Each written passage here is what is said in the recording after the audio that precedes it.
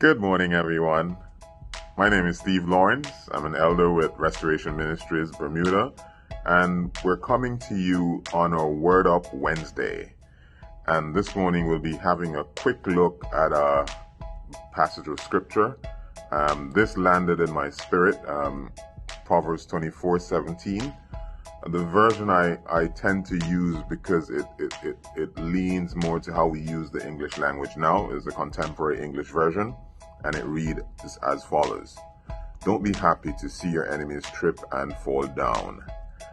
Now, this landed on me, and I think it had to do with some challenges I had with my emotions surrounding the announcement that a particular world leader had contracted the coronavirus.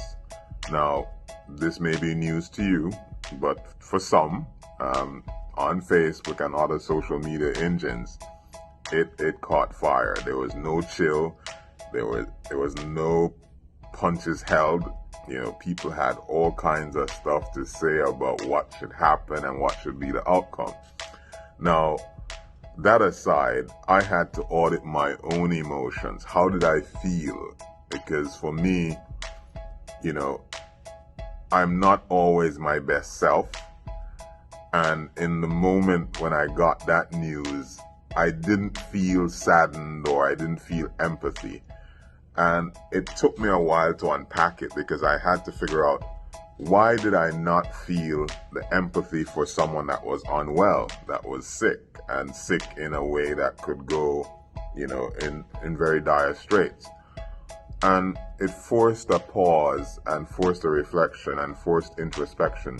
Because when you read in the biblical text, do not be happy to see your enemies trip, it's really an indictment against us to be our fellow humans keepers, to be praying for each other, to be looking out for each other.